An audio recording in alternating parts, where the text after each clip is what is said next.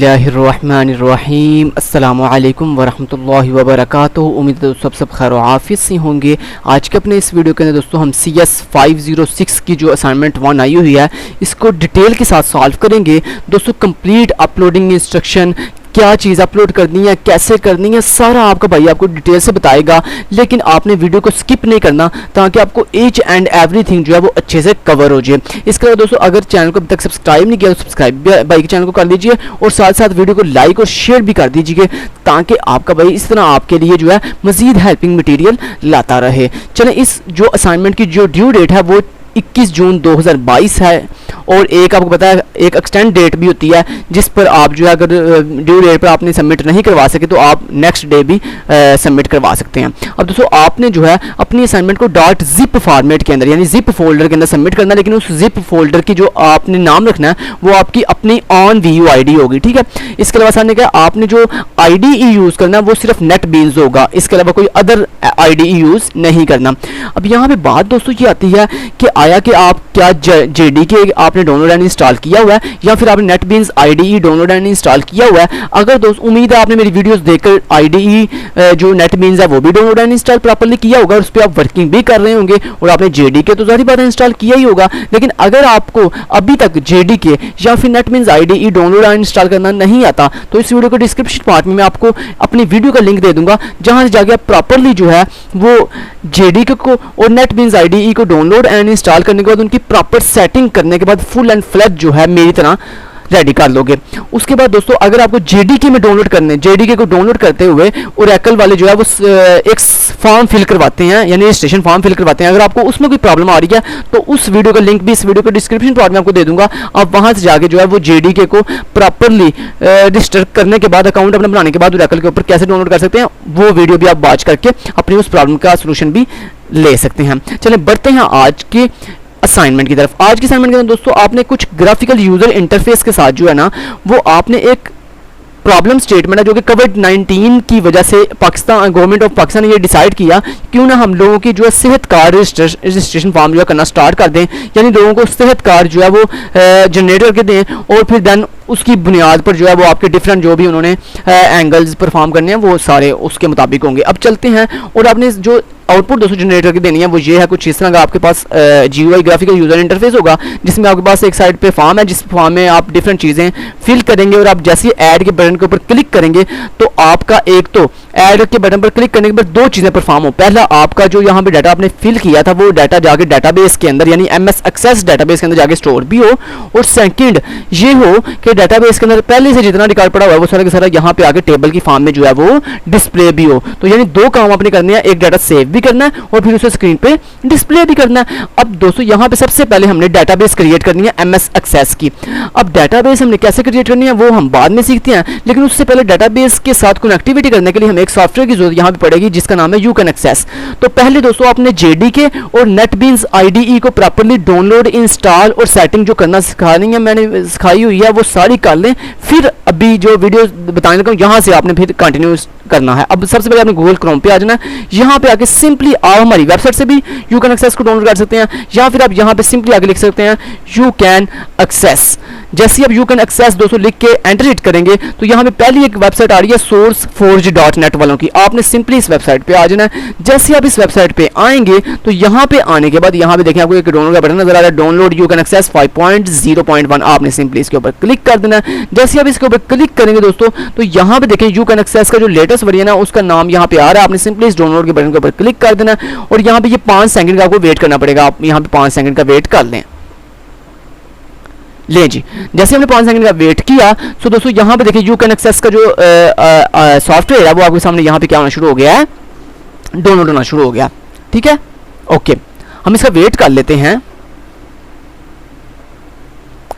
चलें, ये इसको छोड़ें, मेरे पास ये ऑलरेडी डाउनलोड है, मैं इसको ऐसे समझा देता हूँ आपको। ठीक है, तो मैं आपको बताता हूँ कैसे इसको आपने करना था प्रॉपर्ली। तो ये अब हमने गूगल को कर दिया बंद। अब आपने जब YouCan Access को डाउनलोड कर लेना, 3.5 MB का सॉफ्टवेयर है। जैसे आप डाउनलोड कर लें करने के बाद अब आपको बताता हूँ नेक्स्ट आपने क्या करना था। एक मिनट उससे पहले मैं आपको बताता हूँ कि ये डाउनलोड होने के बाद कैसे का आपको नजर आएगा।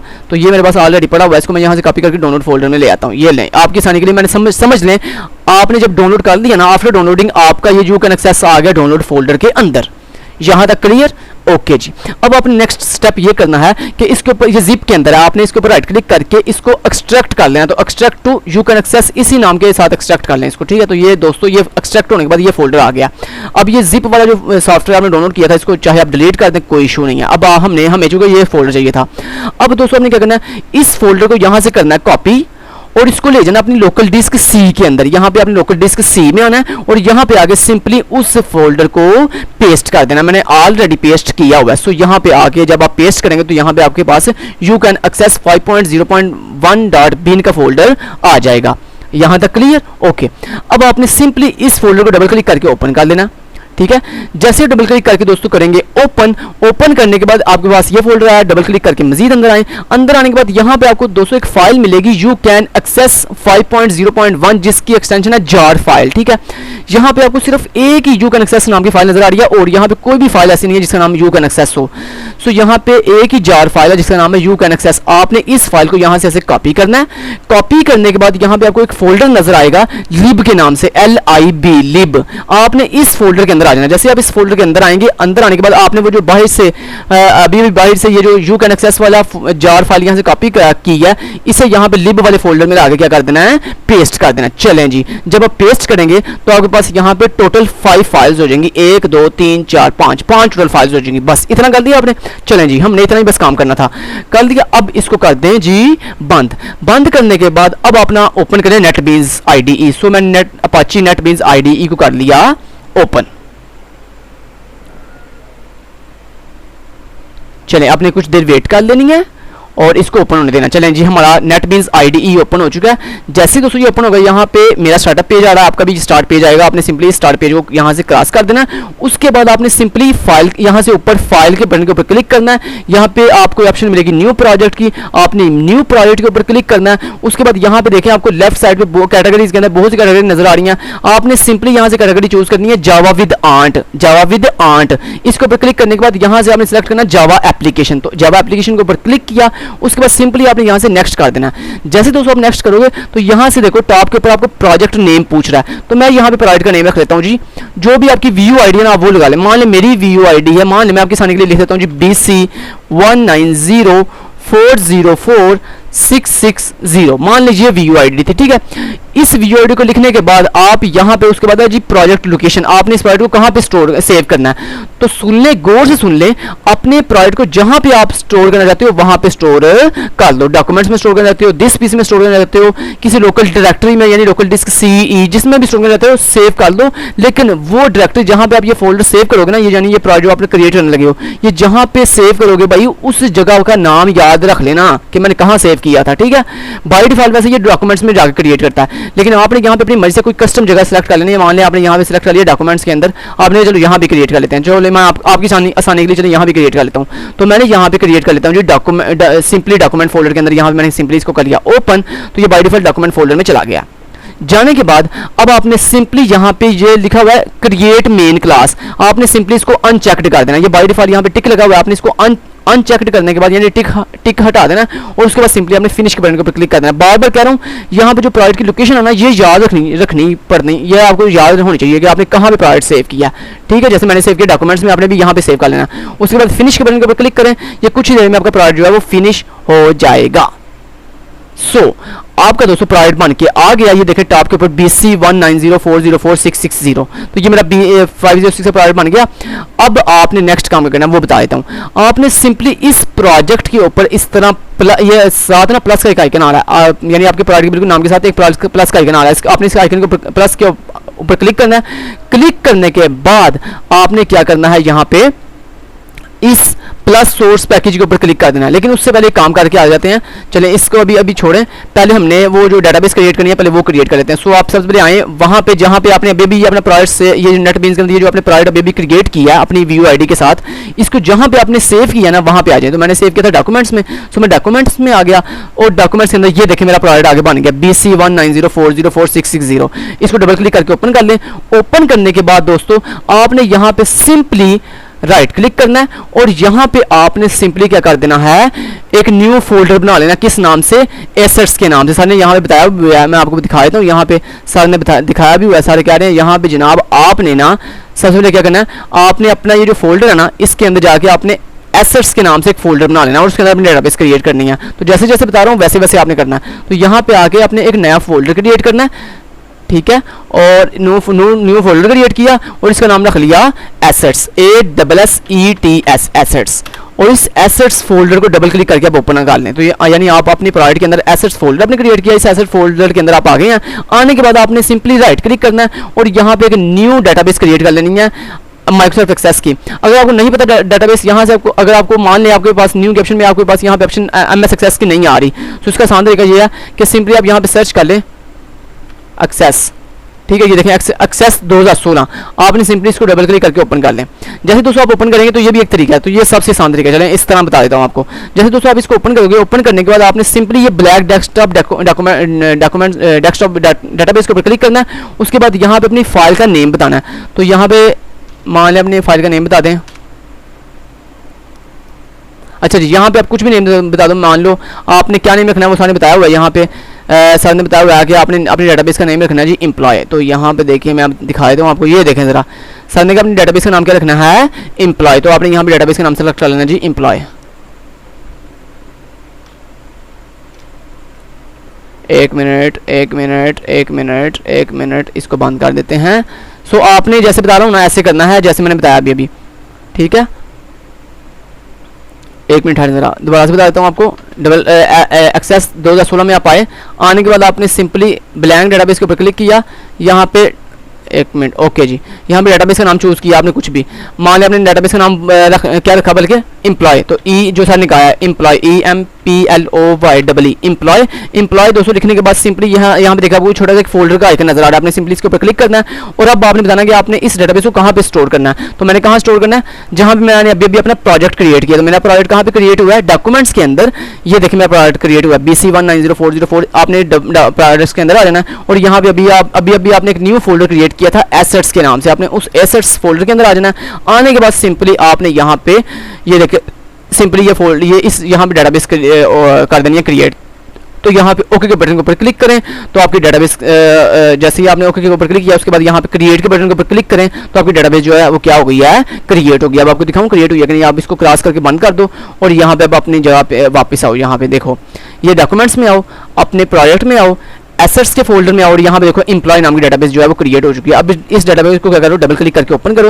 ओपन करने के बाद यहाँ पे अनेबल कंटेंट के ऊपर एक दफ़ा क्लिक करो और उसके बाद इसको क्लोज कर दो और उसके बाद आप क्रिएट के बटन के ऊपर क्लिक करो, टेबल के ऊपर क्लिक करो और यहाँ पे क्या करो, ये आपको जैसे आप टेबल के ऊपर क्लिक करोगे तो आपका एक नया टेबल बन के आ गया। अब मैंने इस टेबल का नाम चेंज करना है तो उसके लिए आपने सिंपली क्या किया, यहाँ पे देखो आपको यहाँ पे एक व्यू की ऑप्शन नजर आ रही है। आपने सिंपली इस व्यू के ऊपर क्लिक करना है और यहाँ पे डिजाइन व्यू के ऊपर क्लिक करना है। जैसे आप क्लिक करेंगे तो यहाँ पे आपसे पूछा अपने टेबल का नाम क्या रखना है। तो हमेशा ने कहा आपने अपने टेबल का नाम रखना है जनाब, क्या नाम रखना है, यहाँ पे सारे बताया भी हुआ है, कहाँ गया,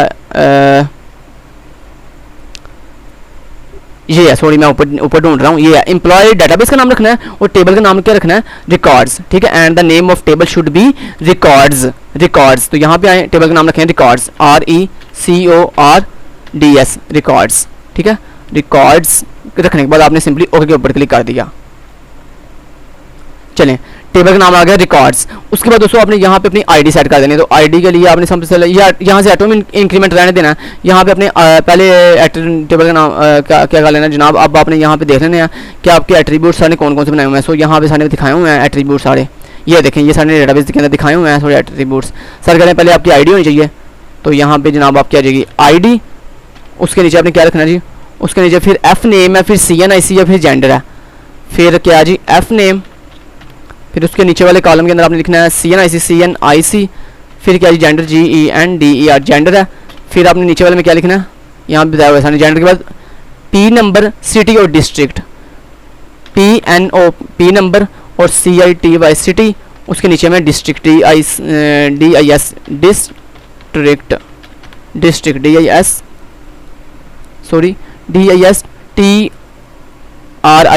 डिस्ट्रिक्ट, ठीक है। इतना लिखने के बाद दोस्तों आपने सिंपली यहाँ पे ये बाय डिफॉल्ट इसने सबको क्या कर दिया, शॉर्ट टेक्स्ट सेलेक्ट कर दिया। बस आपने इतना ही बस आपने ऐसे रहने देना, इसको कोई छेड़खानी नहीं करनी। बस आपने बस ये कॉलम के नाम बता दिए सारे, उसके बाद आपने कंट्रोल एस के ऊपर क्लिक कर दो, या फिर आप यहाँ पे फाइल के ऊपर क्लिक करके यहाँ पे सेव का बटन है इसके ऊपर क्लिक कर दो, तो आपकी फाइल जो है वो सेव हो गई है।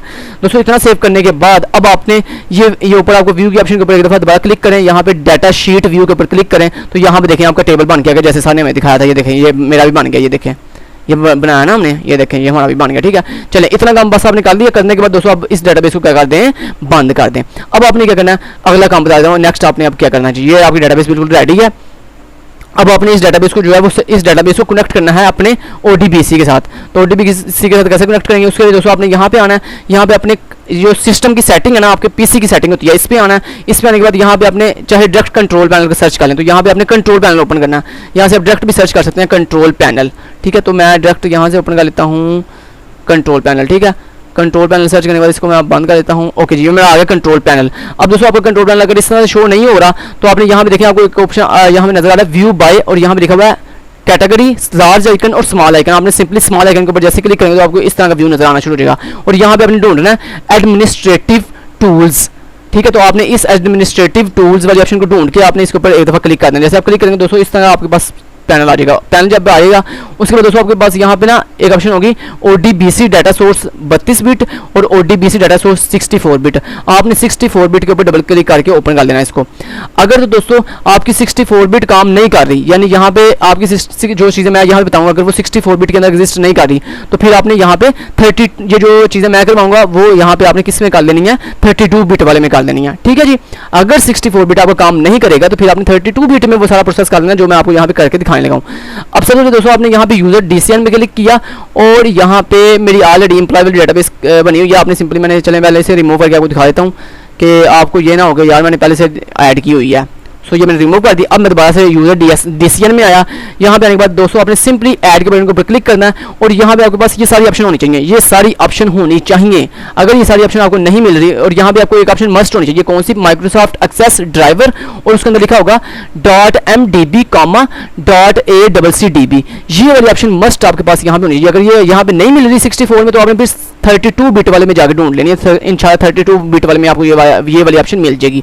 तो क्या नाम है इसका, माइक्रोसॉफ्ट एक्सेस ड्राइवर, और अंदर क्या लिखा हुआ है .mdb और .a+cdb। आपने इसके ऊपर एक दफा क्लिक करना। क्लिक करने के बाद आपने, अगर आपको ये डायरेक्ट नहीं मिलेगी तो यहाँ पे आपने ढूंढ लेनी है ये वाली ऑप्शन। ठीक है, ढूंढने के बाद आपने इसके ऊपर क्लिक करने के बाद फिनिश के बटन के ऊपर क्लिक कर देना। उसके बाद यहाँ पे डाटा सोर्स नेम के अंदर आके अपने डेटाबेस का वो जो आपके डेटाबेस का नाम रखना आपने एम्प्लॉय, वही नाम यहाँ पे रख लेना। तो EMPLOY एम्प्लॉय, सेम वही नाम रखना है जो वहाँ पे रखा था। तो एम्प्लॉय मैंने यहाँ पे रख दिया, सेम बता रहा हूँ वही रखना है, कोई चेंजिंग नहीं करनी। उसके बाद यहाँ पे सिलेक्ट के बटन के ऊपर क्लिक करना है। उसके बाद यहाँ पे आपकी वो डेटाबेस जहाँ पड़ी हुई है ना वो बताना है। तो मेरी डेटाबेस कहाँ पड़ी हुई है, C ड्राइव के अंदर पड़ी हुई है। कहाँ पे, डॉक्यूमेंट्स वाले फोल्डर के अंदर। तो यहाँ पे मेरी डॉक्यूमेंट्स वाले फोल्डर में पड़ी हुई है जी। तो मेरी पड़ी हुई है जी डॉक्यूमेंट्स वाले फोल्डर के अंदर। सो यहाँ मैं डॉक्यूमेंट्स वाला फोल्डर सेलेक्ट कर लेता हूँ। ये आ गया जी डाउनलोड ड्राइवर, और ये आ गया डॉक्यूमेंट्स। कहाँ गया मेरा डॉक्यूमेंट्स,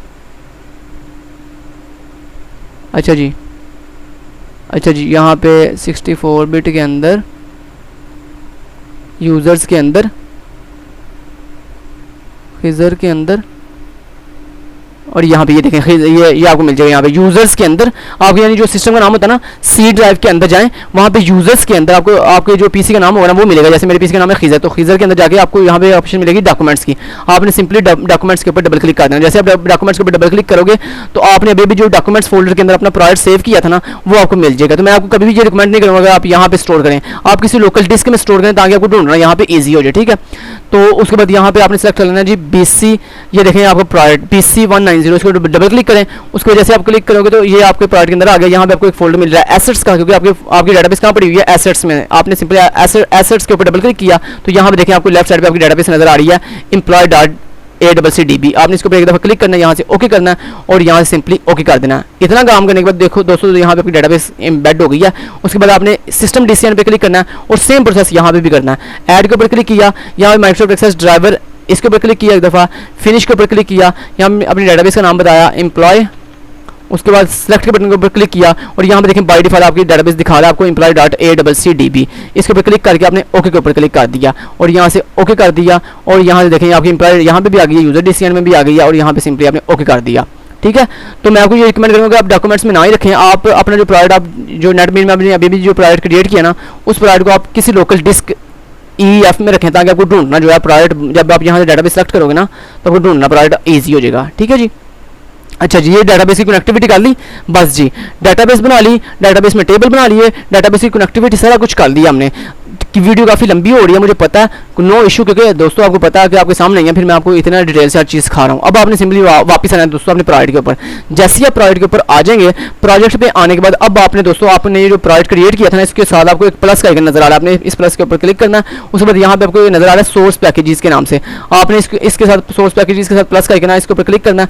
अब आपने सिंपली करना है, यहाँ पे आपको एक नजर आ रहा है डिफॉल्ट पैकेजेस के नाम से, आपने इसके ऊपर क्लिक नहीं करना अभी, आपने पहले जो है ना ये आपको जो है ना सोर्स पैकेजेस, आपने इसके ऊपर ऐसे क्लिक करके एक दफ़ा और उसके बाद राइट क्लिक करना है। जैसे आप राइट क्लिक करोगे तो यहाँ पे दोस्तों आपको एक ऑप्शन मिलेगी न्यू की, लेकिन आपने उसमें जाने से पहले एक काम कर लेना है, ये एक ऑप्शन आपको यहाँ पे मिल रही है लाइब्रेरीज की, आपके प्रोजेक्ट के अंदर ऑप्शन मिल रही है लाइब्रेरीज, आपने सिंपली इस लाइब्रेरीज वाले प्लस के ऊपर क्लिक करना है और यहाँ पे भी आपको सिर्फ एक ही JDK मिल रहा है, आपने लाइब्रेरीज के ऑप्शन के ऊपर एक दफ़ा क्लिक करके राइट क्लिक करना है और यहाँ पे आपका ऑप्शन मिलेगी ऐड जार फोल्डर की, आपने इसके ऊपर क्लिक करोगे जैसे ही तो आपने वो जो अभी सी लोकल डिस्क सी के अंदर अपनी यू कैन एक्सेस वाले वो जो लिब फोल्डर के अंदर यू कैन एक्सेस के अंदर यहाँ पे देखो, आप वापस दिखाऊँ कैसे करते हैं इसको, कैसे आपने रन करना है।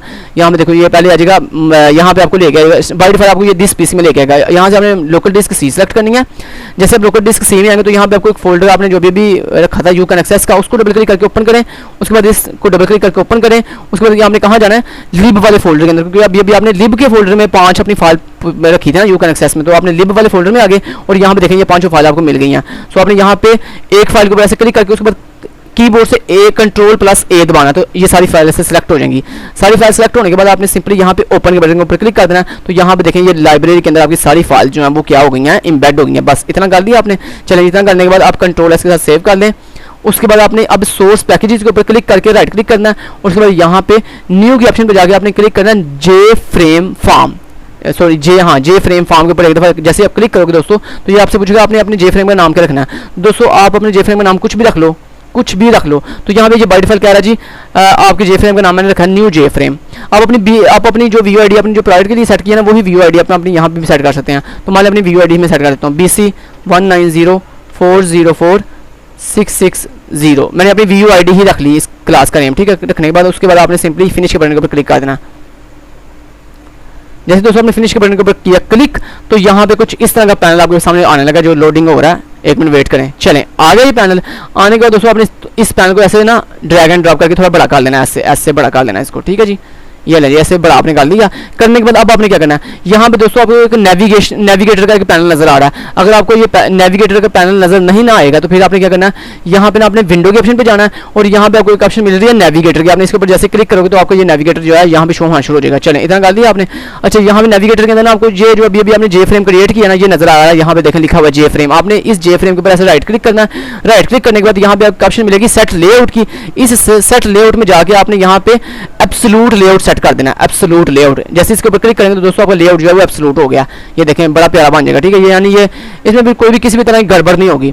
वैसे आप इसमें एब्सोल्यूट नहीं ना करोगे तो आपकी चीज़ें आगे पीछे मूव होंगी, यानी वो बिल्कुल मज़ा नहीं आएगा आपको। ठीक है, तो इसको एब्सोल्यूट जरूर, इसका लेआउट एब्सोल्यूट सेट करने के बाद आपने अब क्या करना है, सिंपली यहाँ पे ये आपको राइट साइड में ना एक लेबल की ऑप्शन नजर, स्विंग कंट्रोल्स के अंदर लेबल की ऑप्शन नजर आ रही है। आपने इस लेबल को ऐसे पकड़ के ड्रैग एंड ड्रॉप यहाँ पे ऐसे कर देना। ठीक है, पकड़ के ऐसे क्लिक करके पकड़ के यहाँ पे ले आना। लाने के बाद आपने डबल क्लिक करना है इसके ऊपर।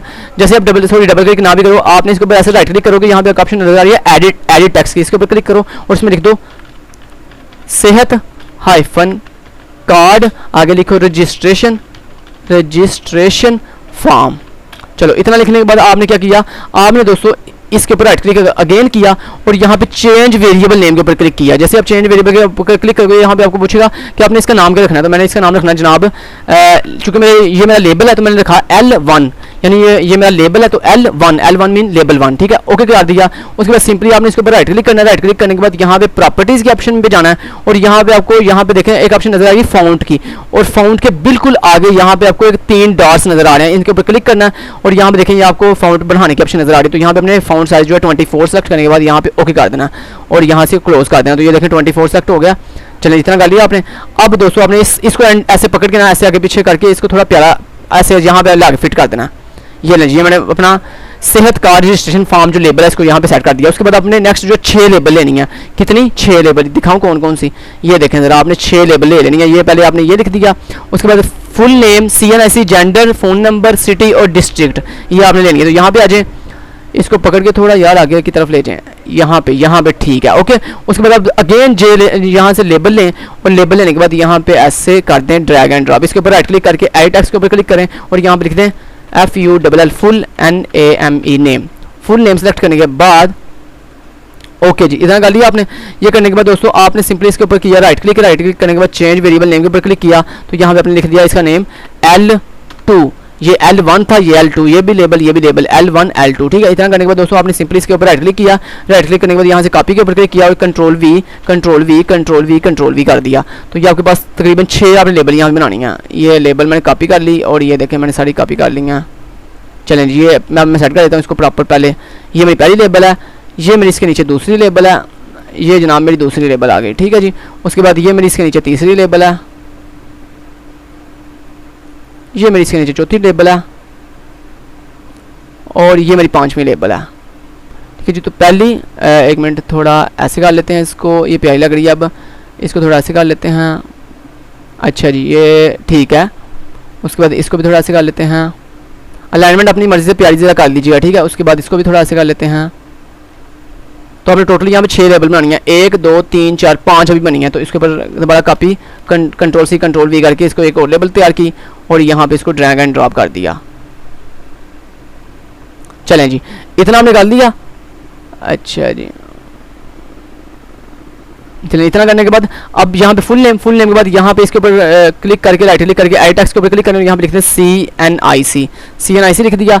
उसके बाद इसके ऊपर क्लिक करें, राइट क्लिक करके एडिट टेक्स्ट के ऊपर जाएं और यहाँ पे लिखते हैं जी GENDER जेंडर, ओके जी। उसके बाद इसके ऊपर क्लिक करके राइट क्लिक करें, एडिट टेक्स्ट के ऊपर क्लिक करें और यहाँ पे इसका क्या लिखना है हमने फ़ोन नंबर PHONE फ़ोन और आगे हैश, ठीक है, ये सारा लिखा हुआ है। उसके बाद यहाँ पे इसके ऊपर क्लिक करके यहाँ पे ऐसे क्लिक करें, एडिट टेक्स्ट के ऊपर क्लिक करें और यहाँ पे लिखते हैं CITY सिटी।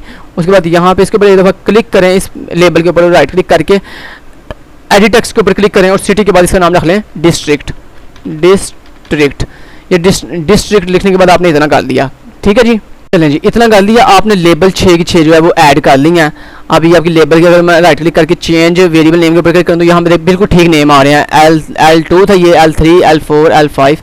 ये L3 क्यों आ रहा है? क्योंकि ओके कर दिया इसको मैंने, ठीक है। L3 आ रहा है, L2 आ रहा है, ये ठीक है, इसको छोड़ें आप। ये L1 L2 चले जो भी नाम उसने दिया उसका इतना इशू नहीं है। हमने 1 2 3 4 5 6 लेबल ऐड कर लिया। अब इनके आगे टेक्स्ट फील्ड ऐड करनी है।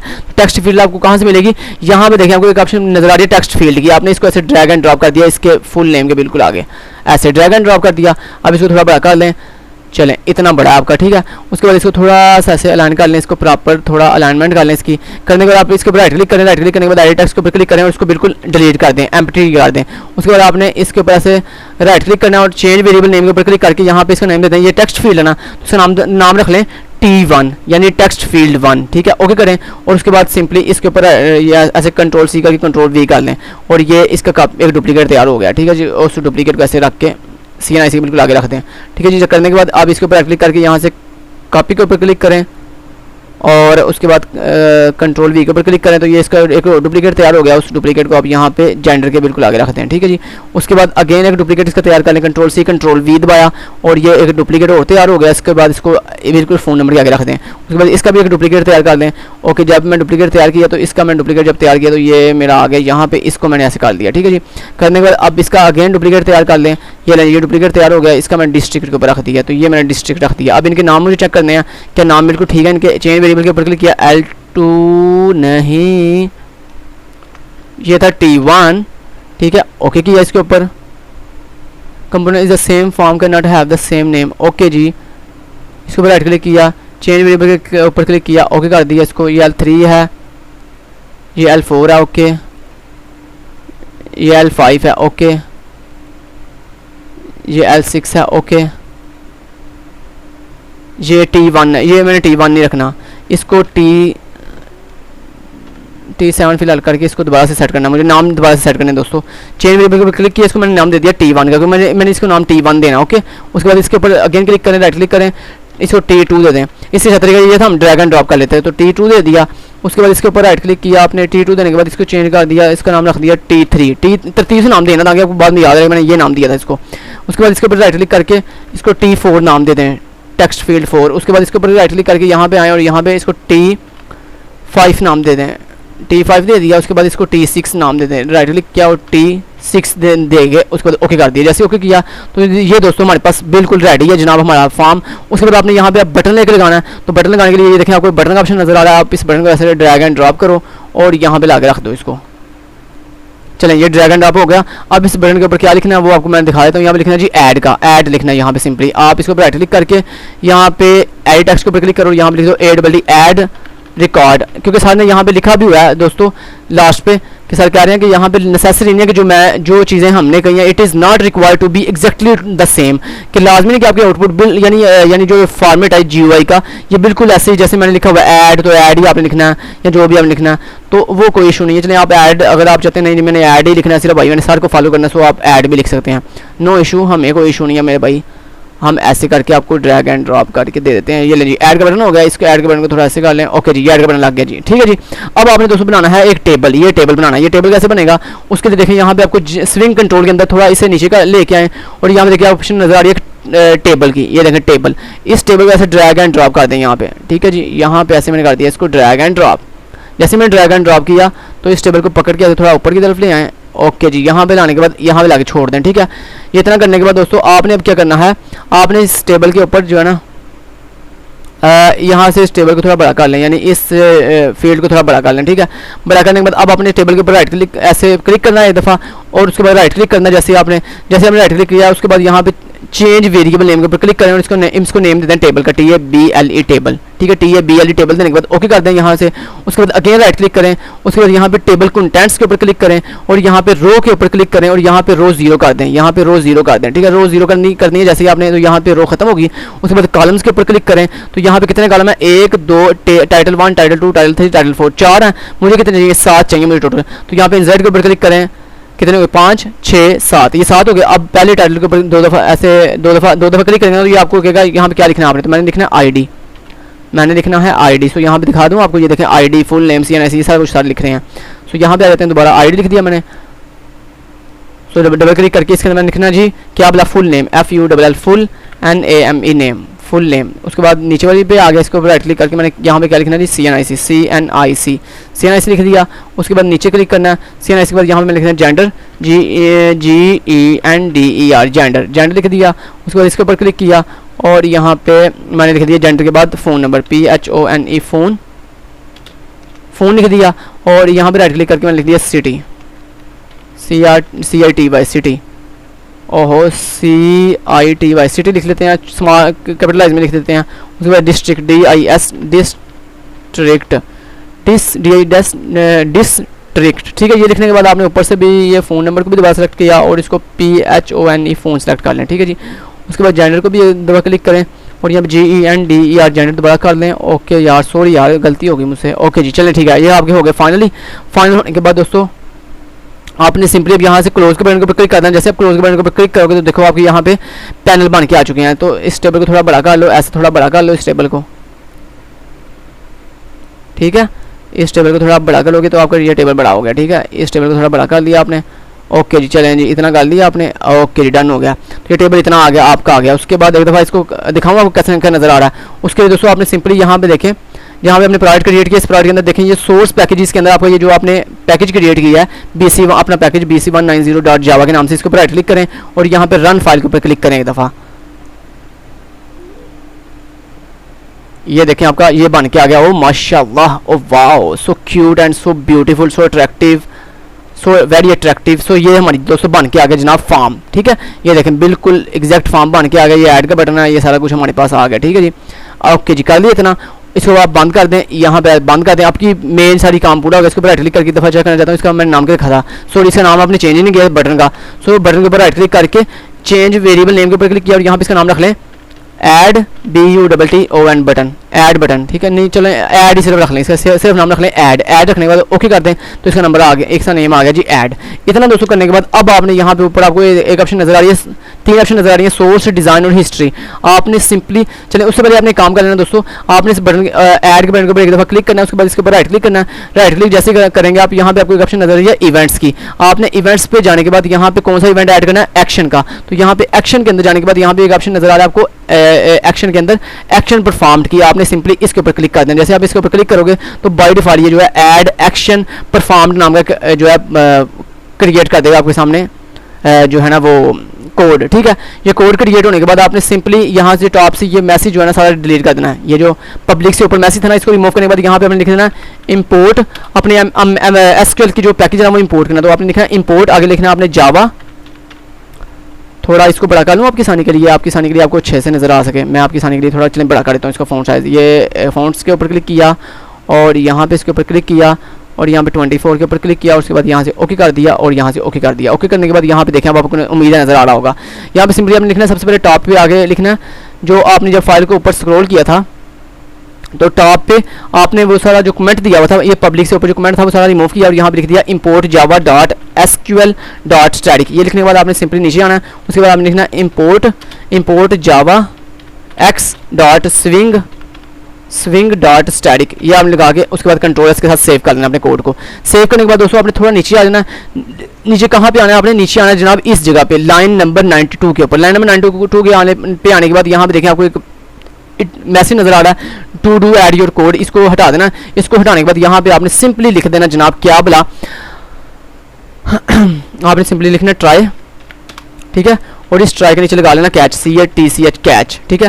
कैच के आगे राउंड ब्रेसेस के अंदर आपने लिखना एग्जेप्शन E और इसके कैच के नीचे बट लगा देनी है, ठीक है। और इसके अंदर आपने लिख देना एग्जेप्शन के अंदर E.print stack track, ठीक है। ये लिख दिया आपने, कंट्रोल एस से सेव किया। अब इस ट्राई के अंदर आपने क्या लिखना है, ट्राई के अंदर आपने लिखना ऐड आपने लिखना save SAVE save record, save data या सेव डाटा कर लें, शो डाटा कर लें, कुछ भी कर लें, सेव रिकॉर्ड कर लें, चलें सेव रिकॉर्ड। आपने ये ऐसे जैसे मैं लिख रहा हूँ वैसे ही सेम लाइक ऐसे लिखना, लास्ट में सेमीकोलन लगा के छोड़ देना इसको, ठीक है। इतना दोस्तों जब आप लिख लोगे ना सेव रिकॉर्ड राउंड ब्रेसेस आगे सेमीकोलन, इतना करने के बाद आपने नीचे आ जाना, थोड़ा स्क्रॉल करके नीचे आए। नीचे आने के बाद जहाँ पे ये कमेंट, ये लाइन नंबर 102 से लेकर ये 104 तक जो कमेंट है ना 3 लाइंस का, ये आपने हटा देना। और यहाँ पे ना आपने क्या लिखना है वो बता देता हूँ, वो लिखना नहीं है आपने। ये मेरे पास कोड है एक, ये कोड है पहला सेव डाटा वाला, ये जो अभी मैंने आपको फंक्शन बनवाया ना सेव डाटा वाला, ये देखें ये जिसको मैं कॉल कर रहा था, ये ऊपर आए थोड़ा, ये देखें सेव रिकॉर्ड के नाम से, ये मैंने बेसिकली यहाँ पे बनाना है। तो उसके लिए मैं यहाँ पे इसको थोड़ा नीचे ले जाता हूँ एक लाइन और यहाँ पे इसको पेस्ट कर देता हूँ ये कोड को। ये कोड आपको अभी मैं दिखा भी देता हूँ सारा कोड, चलें आप यहाँ पे चेक ये कोड लिख सकते हैं। ये कोड ये देखें आपको नजर आ रहा है यहाँ पे, ये देखें यहाँ से लेके यहाँ तक ये कोड पूरा जल्दी से कॉपी कर लें, पूरा जल्दी से कॉपी कर लें, जल्दी से जल्दी लिख लें, ठीक है जी, जल्दी से नोट कर लें जल्दी से। अच्छा आपको ये आगे से अगर नज़र नहीं आ रहा, थोड़ा आगे ले जाता हूँ, ये इतना तो आपने नोट कर ही लिया होगा, अब आगे ले जाता हूँ, ये लास्ट पे ले आया मैं, चलें इतना कर लिया मैंने, चलें इतना पहले कर लें, इतना कर दिया आपने, ये ना जी, इतना करने के बाद ये मैं लास्ट पे ले आया। चलें इतना ये कोड है जनाब, ये कोड आपको इंशाल्लाह ड्यू डेट वाला दिन ना 21 जून को, इंशाल्लाह 21 जून को ये कोड आपको हमारी ऑफिशियल वेबसाइट www.khizrshell.technical पर अवेलेबल भी कर दिया जाएगा, ठीक है। ये कोड मैंने आपको दिखा भी दिया, सो ये कोड आपने लिख लेना। अब इस कोड को मैं यहाँ से करता हूँ कॉपी। अगर आपने पेड में हमसे असाइनमेंट बनवानी है तो आप पेड में से में भी बनवा सकते हैं। इसको यहाँ से कंट्रोल C से कॉपी किया, कॉपी करने के बाद आपने अपने नेट बीन्स पे आ जाना है। यहाँ पे आने के बाद सिंपली आपने इस कोड को क्या कर देना है, पेस्ट कर देना है। कोड को पेस्ट करने के बाद आपने सिंपली, अच्छा जी इसको कोड को अलाइनमेंट कर लिया, प्रॉपर इसको अलाइनमेंट कर दी इसको, चलें ठीक है जी। इतना दोस्तों करने के बाद आपने सिंपली यहाँ पे ये शो डाटा बटन नजर आ रहा है, डाटा नहीं, अच्छा ऊपर थोड़ा आए और यहाँ पे दोस्तों आपने ना यहाँ पे जहाँ पे लिखा हुआ है सेव डाटा, ये लाइन नंबर 102 के ऊपर सेव डाटा, यहाँ पे सेव डाटा को हटा के यहाँ पे लिखना है सेव रिकॉर्ड, क्योंकि ऊपर मैंने नाम चेंज कर दिया। यहाँ पे देखिए मैंने नाम रख लिया सेव रिकॉर्ड, तो आपने यहाँ पे फंक्शन नाम रख लिया सेव रिकॉर्ड। चलें इतना कर लिया आपने। तो ये दोस्तों आपका कोड है, ये मैं आपको दिखा देता हूँ, ये लाइन नंबर 102 दिखा देता हूँ पूरी, ये आपकी लाइन नंबर 102 है, ये जनाब 102 है। ये मैं थोड़ी सी आगे मजीद करता हूँ, ये नहीं ये 102 लाइन होगी। उसके बाद दोस्तों ये इतना आपका कोड है, ये देखें ये जनाब वो सारा कोड है जो मैंने आपको करवाया था। अब मैं इसको कोड समझाऊँगा आपको। ये URL है आपका जिसके अंदर ये URL हम क्रिएट कर रहे हैं। ये बेसिकली क्या कर रहे हैं हम कह रहे हैं जावा डेटाबेस कनेक्टिविटी करो, किसके जरिए यू कैन एक्सेस के थ्रू, और उसके अंदर मैंने कहा जो मेरा एसेट्स का फोल्डर है जो भी हमने बनाया था हमने अपने प्रोजेक्ट में, मैंने कहा उस एसेट्स के फोल्डर के अंदर, चले ऊपर से समझाता हूँ ताकि इस तरह आप जल्दी जल्दी लिख भी लेंगे। मैंने कहा पब्लिक के अंदर यहाँ पे, चले मैं यहाँ पे समझाता हूँ पहले, तो मैंने कहा ट्राई के अंदर जाकर मैंने कहा सेव रिकॉर्ड वाले फंक्शन को क्या कर दो, कॉल कर दो। उसके बाद मैंने ट्राई कैच एक्सेप्शन लगा दी, ये जो कोई अगर एरर आएगा तो उसे चेक करेगी। उसके बाद मैंने लगाया अपना फंक्शन बनाया, यहाँ पे लाइन नंबर 102 पे पब्लिक वाइड सेव रिकॉर्ड अगर ऑन ब्रेसिस, और उसके बाद मैंने लिखी थी थ्रोज। ये थ्रोज मैंने क्यों लिखी है, क्योंकि सर ने यहाँ पे कहा था नेसेसरी आपने ये थ्रोज लगानी है, ठीक है। तो चलिए वापस आ जाते हैं। अच्छा ये थ्रोज लिखा आपने, थ्रोज लिखने के बाद आप थोड़ा आगे आ जाएं और यहाँ पे हमने लिखा पहले throw class not found exception का थ्रो, उसके बाद कामा लगाया, फिर आपने ये लिखा जी एसक्यूएल एक्सेप्शन का थ्रो जो है ना थ्रोज, उसके बाद आपने ये जो है ना एक्सेप्शन लिखी नल पॉइंटर एक्सेप्शन लिख दी। इसके बाद आपने सिंपली उसके बाद आपने इस सेव रिकॉर्ड वाले फंक्शन की जो है बॉडी बनाई, ये इसकी ओपनिंग है और ये लास्ट पे इसकी क्लोजिंग है इसकी, ठीक है। इसी बॉडी के अंदर आपने बाकी सारा कोड लिखना है। तो पहला लाइन ऑफ कोड किया जी, आपने लिखा स्ट्रिंग, आगे लिखा URL वेरिएबल का नाम इक्वल टू, आपने आगे अपने URL का नाम बताया कि आपकी डाटाबेस कहाँ पड़ी हुई है, एसेट्स के फोल्डर के अंदर आपने कहा employee.accdb के नाम से, ठीक है। उसके बाद आपने लिखा जी connection con equal to driver manager dot get connection, यानी आप कह रहे हो जो मैंने यहाँ पे ऊपर कनेक्शन क्रिएट किया ना, ये मुझे कनेक्शन क्रिएट करके दे दो, मुझे गेट करवाओ, और गेट करने के बाद आपने उसको स्टोर कर दिया कौन वाले वेरिएबल के अंदर। उसके बाद आपने ये सारा मैंने आप चीज़ें समझाई हुई है। उसके बाद ये आपने इंसर्ट की क्यूरी परफॉर्म की, जिसमें आप सारा डाटा जो है वो इंसर्ट कर रहे हो, ठीक है, अपने डाटाबेस के अंदर। सो यहाँ पे डाटाबेस के अंदर डाटा इंसर्ट करने के लिए आपने इंसर्ट की क्यूरी लिखी, क्यूरी लिखने के बाद आप थोड़ा आगे आ जाओ और यहाँ पे वैल्यूज के अंदर आपने क्वेश्चन मार्क लगा दिए, कितनी दफ़ा 1 2 हर क्वेश्चन मार्क के बाद एक कॉमा लगाया, लास्ट वाले क्वेश्चन मार्क के बाद कॉमा नहीं लगाना, ठीक है। इतना कर दिया आपने, करने के बाद अब बाकी थोड़ा कोड सिंपल ही है। प्रीपेड स्टेटमेंट लगाई, उसके अंदर कौन डॉट प्रीपेड स्टेटमेंट और क्यूरी लिख दी। उसके बाद आपने नीचे सारा कोड लिख दिया जनाब, ये देखें ये सारा कोड है, ये आप सेट वैल्यू कर रहे हो, कौन सी वैल्यू, वो जो आपने T1 T2 T3 बनाया था, यानी वो टेक्स्ट फील्ड बनाई थी, ये डिज़ाइन के अंदर जो टेक्स्ट फील्ड बनाई है, ये T1 T2 T3 T4 ये वाली बेसिकली ये हैं, तो T1 T2 ये वाली ये होगी।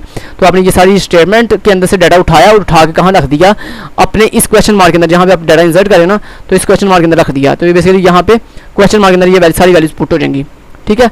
पुट होने के बाद ऑटोमेटिकली उसके बाद आपने कहा पी डॉट एग्जीक्यूट अपडेट, यानी अपनी क्यूरी को एग्जीक्यूट किया। उसके बाद कौन डॉट क्लोज से आपने कनेक्शन क्लोज कर दिया और उसके बाद आपने अपना एक मैसेज शो कर दिया स्क्रीन के ऊपर कि जनाब क्या बोला, आपने कहा J option pane dot show message dialog, और इसके अंदर आपने लिख दिया, ये आपको क्या करेगा, एक मैसेज शो करेगा, और उसमें लिख दिया नल कॉमा और डबल कोट्स के अंदर ऐड रिकॉर्ड एडिड, ठीक है, ये आ गया। उसके बाद आपने अपने नेक्स्ट मेथड को कॉल किया जिसका नाम है शो डाटा। तो शो डाटा को कॉल करने के लिए शो डाटा नहीं, यहाँ हम लिखते हैं शो रिकॉर्ड, RECORD रिकॉर्ड। इतना करने के बाद रिकॉर्ड कर लिया आपने। अब आपने दोस्तों यहाँ पे आ जाना नीचे, ये पब्लिक स्टैटिक वाइड मेन से ऊपर एक स्टेप ऊपर आके आपने ऐसे एक स्पेस देनी है, और स्पेस देने के बाद यहाँ पे अपना ये वाला फंक्शन जो मैं बताने लगा ये आपने ऐड कर देना। तो ये है जनाब मेरा वो पूरा का पूरा शो डाटा वाला फंक्शन, इसको मैं नाम चेंज करना मैंने इसका। सो आपने यहाँ से इसके पूरे कोड को कॉपी किया, मैं आपको बता भी देता हूँ, इसको पूरा कोड दिखा भी देता हूँ, यहाँ से आपको पेस्ट किया इस कोड को।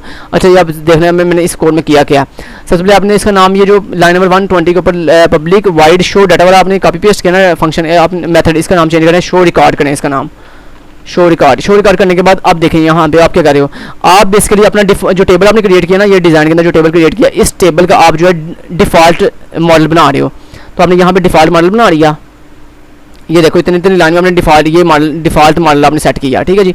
डिफ़ॉल्ट मॉडल सेट करने के बाद आपने कहा मॉडल इक्वल टू, आगे आपने राउंड ब्रैकेट के अंदर उसकी टाइप कास्टिंग की, तो जावा x dot swing dot table, आपने कहा जो मेरी जावा स्विंग लाइब्रेरी है उसके अंदर टेबल जो है उसका एक डिफ़ॉल्ट टेबल मॉडल क्रिएट कर दो, और उसके अंदर आपने कहा जो मेरा टेबल है ना, ये टेबल कौन सा, ये टेबल जो बेसिकली ये हमने टेबल बनाना, इसका जो आपने नाम दिया था यहाँ पे राइट क्लिक करके चेंज वेरिएबल के अंदर ये देखिए आपने नाम क्या दिया था टेबल, ओके किया, ये बेसिकली ये वाला नाम है, ठीक है। तो जो आप नाम वहाँ पे आप देंगे वो यहाँ पे आपने पुट कर देना, डॉट गेट मॉडल आपने लिख दिया, ठीक है। इससे अब क्या होगा, ये आपको पूरा का पूरा ये मॉडल जो है ना, ये पूरा का पूरा टेबल का मॉडल ये गेट करके कहाँ दे देगा आपको, यहाँ पे इस मॉडल वाले वेरिएबल के अंदर स्टोर हो जाएगा। उसके बाद हमने कहा model dot set row count 0, set row count क्या करता है, ये बेसिकली आपकी रो जो है वो 0 सेट कर देगा, ठीक है। उसके बाद आपने ट्राई कैच लगाया, ये आपने ट्राई लगाया और उसके नीचे ये कैच लगाया लास्ट पे, ये कैच एक्सेप्शन लगाई, ठीक है। इसके अंदर आपने लिखा ई प्रिंट स्टैक ट्रैक, और उसके अंदर आपने क्या कर दिया जनाब, उसके अंदर आपने ये कुछ चीज़ें पास की, वही चीज़ें जो आपने ऊपर की थी ना, सबसे कनेक्शन क्रिएट किया, ये वाला अपने डेटाबेस का कनेक्शन क्रिएट किया जो ऊपर किया था, उसके बाद वही दोस्तों ऊपर वाला कोड है जो आपने ऊपर ये किया था, ये देखो ये सारा यही चीज़ है,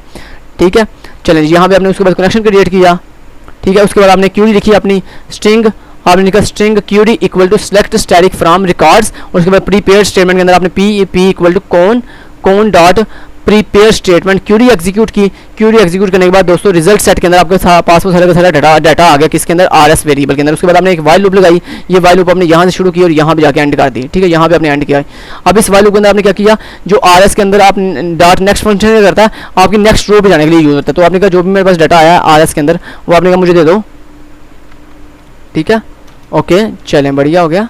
अच्छा जी, उसके बाद आपने क्या करना है, इस वाले के अंदर आगे सबसे पहले आपने स्ट्रिंग डाटा के साथ एक ऑब्जेक्ट नाम की एक अरे बनानी है, सिंगल डिमेंशनल अरे। उसके अंदर आपने क्या किया, rs.get string id, और ये जो नेम है ID, father name, sorry father name कह रहा हूँ, फर्स्ट फुल नेम, CNIC, ये कौन सा एट्रीब्यूट है, ये सेम वही नाम है जो हमने डाटाबेस के टेबल के अंदर दिया था ना, ये वो वाला नाम है। तो ये हम सारा डाटा गेट कर रहे हैं। गेट करने के बाद जैसे मैंने गेट किया वैसे ही आपने डाटा गेट करना है। गेट करने के बाद आपने लास्ट में अपनी अरे को बंद कर दिया। ये अरे यहाँ से आपने ओपन की थी, यहाँ पे हमने क्लोज कर दी। उसके बाद आपने ये जो मॉडल बनाया था ना ऊपर अभी उस मॉडल को दोबारा अगेन क्रिएट करना। तो आपने कहा मॉडल इक्वल टू जावा, आगे टाइप कास्टिंग फिर अगेन आपने की, ये देखिए आप टाइप कास्टिंग कर रहे हो। उसके बाद आपने लिखा जी टेबल डॉट गेट मॉडल, ये आपने मॉडल गेट कर लिया। उसके बाद आपने ये जो रो पूरी की पूरी गेट की है ना अभी उसको आपने अपने टेबल में ऐड कर दिया। तो उसके लिए आप क्या लिखोगे, मॉडल डॉट ऐड रो। आपने टेबल के अंदर नई रो ऐड की और उसके अंदर कौन सा डाटा पुट करना है, ये जो अभी आपने ऑब्जेक्ट अरे के अंदर डाटा भी लेके आए हो, ये वाला आपने ऑब्जेक्ट अरे के जरिए अपना डाटा जो है वो पुट कर दिया। उसके बाद लास्ट पे वाइल लूप से बाहर निकल गया, आपने कौन डॉट आपने यानी कनेक्शन क्लोज कर दिया। चलें जी, इतना आपने कर दिया। इतना करने के बाद चलें इसको कंट्रोल से एक दफ़ा सेव कर लें, या फिर फाइल पे जाके सेव भी कर सकते हैं। ज़्यादा अच्छी बात है कंट्रोलर्स के साथ सेव कर लें इसको। कंट्रोलर्स के साथ जैसे आपने सेव कर लिया, चलें ठीक है, बढ़िया हो गया। उसके बाद अब आपने यहाँ पे सेव के बटन भी आपको मिल जाता है, ये देखें ये सेव का बटन है, यहाँ पे सेव आल के ऊपर क्लिक करोगे तो सारा सेव हो जाएगा, ठीक है। उसके बाद आपने थोड़ा ऊपर कर लेना। अब ये सारा मैंने आपको समझा दिया क्या करना था। उसके बाद दोस्तों आपने वापस आ जाना, कहाँ पे भला, ये जहाँ पे आपने ये जो लगाया था ना ऐड एक्शन परफॉर्म वाला, जहाँ पे आपने अभी भी ट्राई कैच लगा के अंदर लिखा था सेव रिकॉर्ड, इसके अंदर आपने आना और यहाँ पे सेव रिकॉर्ड के नीचे आपने एक स्पेस देनी है। और एक स्पेस देने के बाद यहाँ पे आपने कुछ लाइंस ऐड करनी है। कौन सी भला, ये वाली लाइंस जो आपको दिखाने लगा, आप ये वाली लाइंस आपने सिंपली ऐड कर देनी है। ये 1 2 3 4 5 6 ये 6 लाइंस आपने ऐड कर देनी है। तो यहाँ से इन लाइंस को यहाँ से किया कॉपी, और कॉपी करने के बाद आपने सिंपली ये लाइंस लाके यहाँ पे पेस्ट कर दी, यहाँ पे लाके पेस्ट कर दी, ठीक है। चलें जी, इतना पेस्ट कर दिया आपने। ये बेसिकली क्या करेंगे कि जब आपका डाटा सेव हो जाएगा ना सक्सेसफुली, उसके बाद आप चाह रहे हो कि जो मेरी टेक्स्ट फील्ड है ना सारी की सारी, यानी T1 T2 T3 ये जो टेक्स्ट फील्ड है ये बिल्कुल एम्प्टी हो जाए, क्या हो जाए एम्प्टी, क्योंकि अगर आप ये नहीं ना करोगे तो यहाँ पे डाटा आपका पड़ा रहेगा फिर भी। तो अब जो जैसे डाटा मेरा एक दफ़ा चला जाए ना डाटाबेस के अंदर, उसके बाद ये क्या हो जाए, ये ऑटोमेटिकली एम्प्टी हो जाए, ठीक है। तो इसके लिए आपने ये 5-6 लाइन्स ऑफ कोड लिखनी है। ये लिखने के बाद दोस्तों बहुत दुख की बात है, लास्ट पे आपको सिर्फ एक बात बताऊंगा, बहुत दुख की बात है कि मैं अगर आपको दिखाऊं तो आज फिर जो है लाइफस्टाइल एकेडमी वाले ने मेरी सारी कोडिंग कॉपी करता है। यार ये क्या बंदा, यार मुझे इतना दुख होता है ना कई दफ़ा कि यार मेहनत हम करें, कोडिंग हम करें, दिमाग हम ख़राब करें, टाइम हम वेस्ट करें अपना, और बदले में ये क्या करते हैं जी, चुप करके कोडिंग उठाते हैं और उठा के जाके अपलोड कर देते हैं। अब मैं आपको दिखाऊं, अब मैं आपको सच्ची बात आज बताने लगा हूँ मेरे भाई, YouTube के ऊपर ना जितने लोग CS यानी कंप्यूटर साइंस के जितने सब्जेक्ट्स हैं, जितने लोग कंप्यूटर साइंस की असाइनमेंट्स अपलोड करते हैं, उनके अंदर सिर्फ मेरे अलावा 2 लोग ऐसे हैं जो वाकई ही खुद मेहनत करके असाइनमेंट्स रेडी करते हैं। और उनमें कौन कौन है, उनमें जी हमारे आबिद फरूक भुट्टा साहब जो वाकई ही हार्ड वर्किंग करते हैं और वाकई उनकी असाइनमेंट अपनी होती है, वो किसी के असाइनमेंट छोड़ ही नहीं करते, ठीक है। वो अलग बात है यार, किसी के असाइनमेंट देख के कॉन्सेप्ट देखने लगे, अच्छा लाजमी होती कि हर बंदे को दुनिया में हर बंदा जो है मल्टी टैलेंटेड हो, ठीक है। ये नेसेसरी नहीं होता, कई दफ़ा ऐसा होता है कोई किसी असाइनमेंट में हमें कोई कंसेप्ट लेना पड़ जाता है, तो जिसने ऑलरेडी अपलोड की होती है हम जस्ट उसका कंसेप्ट देखते हैं, अच्छा इस बंदे ने ऐसे किया, चले ये तो जा एक जनरल बात है, ये कंसेप्ट हमने किसी का देख लिया, वो इससे ये नहीं है कि हमने उसकी चोरी कर लिया, जस्ट हमने एक आइडिया देख लिया कि अच्छा ये ऐसे करना था, अच्छा उसके बाद हमने अपना सारा कोड किया, अपना हर मेहनत की हार्ड वर्किंग की। तो आबिद फरूक भुट्टा साहब अपनी खुद की असाइनमेंट बनाते हैं, ठीक है। उसके बाद जो हमारे जी है जी टेक्स्ट सोलो वाले, सॉफ्ट टेक्स्ट सोलो वाले, अगर मैं आपको दिखाऊं ना CS3 अभी आज असाइनमेंट अपलोड हुई है, CS 610 असाइनमेंट नंबर 2 अपलोड हुई है जनाब। उसके अंदर हमारे सॉफ्ट टेक्स्ट सोलो वाले हैं, ये हैं जी, ठीक है जी, सॉफ्ट टेक्स्ट सोलो वाले, इनकी असाइनमेंट अपनी होती है। उसके बाद ये आबिद फरूक भुट्टा साहब है, इनकी भी असाइनमेंट अपनी होती है। बाकी जितने भी हैं ये वीओ एक्सपर्ट वाले, ये वीओ सारे के सारे ये चोर हैं, इनमें से किसी की भी असाइनमेंट अपनी नहीं होती। और ये सिर्फ इन्हीं यूट्यूबर्स की असाइनमेंट जो अपलोड एक दो यूट्यूबर हैं, आबिद फरूक भुट्टा साहब, ये टेक्स्ट सोलो वाले, या मैं अपलोड करता हूँ, तो मेरे कोड उठा के ये सारे के सारे डिट्टो कॉपी छापते हैं। इनको एक भी चीज़ का इनको आइडिया नहीं है कि CS के अंदर ये चीज़ कैसे इंप्लीमेंट हुई है, सिर्फ क्या है व्यूज हासिल करने के लिए लोगों को बेवकूफ़ बनाया हुआ है। और ये तो इतना कमाल का बंदा है, ये तो सारी की सारी असाइनमेंट मेरी उठा लेता, पता नहीं कहाँ से यार इस बंदे के माइंड में आता है कि मैंने खिज़र चल टेक्निकल वे, अभी मैंने रात को CS 301 की आपके सामने असाइनमेंट अपलोड की है, हाँ जी की है जी, उसका कोड जो है, अब जितने भी लोगों ने कॉपी किया सब ने मेरा उठाया। उससे पहले मेरे से पहले एक बंदे ने अपलोड की हुई थी, खैर उसका कोड मुझे नहीं पता किसने उठाया, लेकिन खैर मेरा कोड जो है ना इस बंदे ने मस्ट उठाया, क्योंकि मैंने भाई इसकी आज CS301 की असाइनमेंट देखी, मैंने इसकी CS401 की असाइनमेंट देखी, और इस सिर्फ ये नहीं, सिर्फ मुझे इससे गिरा कोई नहीं है, करे मुझे कोई इशू नहीं है इससे, ठीक है। लेकिन मैं आपको एक चीज़ आईना ये दिखाना चाहता हूँ मेरे भाई, जो लोग वीडियो देखते हो ना, जो असाइनमेंट आप जो स्टूडेंट लोग हो, काइंडली आपसे हम्बल रिक्वेस्ट है असाइनमेंट उसकी देखा करो जो बंदा वाकई ही टैलेंटेड है, जो बंदे ने खुद बनाई हुई है, आपको कम से कम कंसेप्ट देगा पेपर के अंदर, आपको काम आएगा कंसेप्ट। अगर आप इन जैसे लोटों की असाइनमेंट देखोगे तो आपको कोई फायदा नहीं होगा पेपर के अंदर। जब आपको मान ले पेपर में अगर वो ही क्वेश्चन आ गया जो सर ने असाइनमेंट में दिया हुआ था, तो फिर आप वहां पे क्या करोगे? अगर आपने यहाँ पे ऐसे ही बस कॉपी पेस्ट करके असाइनमेंट अपलोड कर दी, कोई फायदा नहीं होगा। तो इसलिए थोड़ी सी ज़्यादा वीडियो लंबी देख लिया करें, आबिद फूल भुट्टा साहब की, टेक्स सोलो वालों की, या मेरी वीडियो थोड़ी लंबी देख लिया करें, लेकिन कंसेप्ट लेकर देखा करें, आपको पता चले कि वाकई ही जो चीज़ पूछी गई है उसमें करना क्या था, ठीक है। तो सिर्फ इतनी सी बात है। दुख मुझे इन यूट्यूबर से नहीं है जो चोरी करते हैं हमारी असाइनमेंट्स, मुझे इनसे किसी से भी कोई दुख नहीं है, क्योंकि सारे चोर हैं। कोई एक हो तो मैं कहूँगा यार ये बंदा चोर है भाई, इससे अवॉइड करना चाहिए मुझे, लेकिन जब है इस सारी चोर है तो मैं किसका नाम लूँ? सो मैं किसी का भी नहीं यहाँ पे कहने वाला। सो मैं आप लोगों से कहूँगा कि काइंडली जो लोग देखते हैं ना, काइंडली मेरे भाई वो उन असाइनमेंट को देखा करें जो ऑथेंटिक हों, जिनमें वाकई समझाया गया आपको, ठीक है। तो उम्मीद करता हूँ आपको काफ़ी अच्छे हद तक समझ भी आएगी। सारी कोड की है जी, हमारा कोड सारा कंप्लीट है। कंट्रोल एस के साथ सेव किया, यहाँ से कंपाइल एंड रन के ऊपर मैंने क्लिक किया, तो ये मुझे कह रहा है जी project does not have a main class set. उसके बाद मैंने कहा ओके, जैसे मैंने ओके किया तो यहाँ पे देखिए मेरे पास प्रोजेक्ट जो है मेरा ओपन हो चुका है। तो जैसे मेरा प्रोजेक्ट आ गया, यहाँ पे देखें ये मुझसे ये सारे इनपुट फील्ड्स हैं, यहाँ पे आपको डाटा पुट करके दिखाऊँ। यहाँ पे मान लें मैंने अपना डाटा दे दिया जी खिजर, CNIC मैंने दे दिया लेट्स से 12 33 68, मान लें कुछ भी दे दिया। जेंडर मैंने दे दीजिए मेल, फ़ोन नंबर मान लें 45 88, सिटी मैंने दे दिया जी अपना कामों की, उसके बाद डिस्ट्रिक्ट मैंने दे दिया जनाब जी गुजरांवाला देने के बाद मैंने यहाँ पे किया ऐड के बटन के ऊपर क्लिक। जैसे मैंने ऐड के बटन के ऊपर क्लिक किया तो यहाँ पे देखें रिकॉर्ड एडिट का मैसेज भी आया। ओके के ऊपर जैसे क्लिक किया तो यहाँ पे देखें आपको रिकॉर्ड सारा शो हो गया, ठीक है जी डन। एक और रिकॉर्ड देकर दिखाता हूँ, कहीं आप ये ना कहीं यार एक आ गया पता नहीं दूसरा आएगा कि नहीं आएगा। मान एक और मैंने रिकॉर्ड दिया, मान अली का रिकॉर्ड दिया। उसके बाद CNIC मान उसको मैंने 45 66 99 कुछ भी दे दिया। जेंडर मेल, फ़ोन नंबर 44 12 कुछ भी, city Lahore, district Lahore. Add के बटन के ऊपर क्लिक किया, रिकॉर्ड एडिट का मैसेज आया, ओके के ऊपर क्लिक किया, ये ऐड हो गया।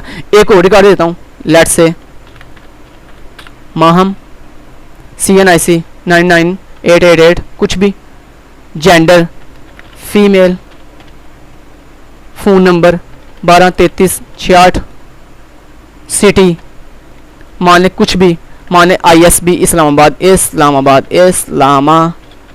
कुछ भी लिख दिया हमने इस्लामाबाद। उसके बाद डिस्ट्रिक्ट इस्लामाबाद लिखने के बाद मैंने ऐड के ऊपर क्लिक किया, रिकॉर्ड एडिट का मैसेज आया, ओके के ऊपर क्लिक किया। यहाँ पे देखें रिकॉर्ड हमारा सक्सेसफुली ऐड भी हो गया, यहाँ पे ये खाली भी हो गया। 3 बंदों का रिकॉर्ड देखें सक्सेसफुली, खिजर का, अली का एंड माहम का, 3 बंदों का रिकॉर्ड आ गया सक्सेसफुली, 100% वर्क कर रहा है। ओके जी, इसको मैंने क्लोज किया, ख़त्म किया। Thank you so much, till then guys take care, अल्लाह हाफिज़। तो सॉरी दोस्तों, मैंने आपको लास्ट पे ये तो बताया नहीं कि आपने वो जो सोल्यूशन फाइल सबमिट करवानी है वो कौन सी होगी। दोस्तों सिंपली वो जो आपने अभी भी प्रोजेक्ट क्रिएट किया ना अपने डॉक्यूमेंट्स फोल्डर के अंदर, ये देखिए मैंने डॉक्यूमेंट्स फोल्डर के अंदर जो अपना प्रोजेक्ट क्रिएट किया था BC190404660 के नाम से, यही वो फोल्डर है दोस्तों जो आपने अपलोड करना है, जिसके अंदर आपका एसेट्स का फोल्डर है, आपकी डाटाबेस पड़ी हुई है, बाकी सारे फोल्डर भी हैं इसके अंदर, आपका सारा कोड भी है, वो सारा कुछ आपका इसी के अंदर है। तो सिंपली दोस्तों आपने यही फोल्डर है, ठीक है, ये जो आपने अभी भी ये फुल एंड फ्लैज आपके प्रोजेक्ट का फोल्डर, आपने सिंपली इस प्रोजेक्ट के फोल्डर के ऊपर राइट क्लिक करना है। राइट क्लिक करने के बाद यहाँ पे सेंड टू के ऑप्शन पे जाके कंप्रेस्ड जिप के ऊपर क्लिक कर देना। जैसे आप क्लिक करें तो यहाँ पे देखें आपकी वीडियो आईडी के साथ आपका प्रोजेक्ट जो है, जो प्रोजेक्ट का फोल्डर था, ये पूरा का पूरा ये जिप फॉर्मेट के अंदर कन्वर्ट हो गया। आपने सिंपली अब ये जिप वाला फाइल जो है वो आपने LMS पे क्या कर देनी है, अपलोड कर देनी है। ओके जी, thank you so much, till then guys take care, अल्लाह हाफिज़।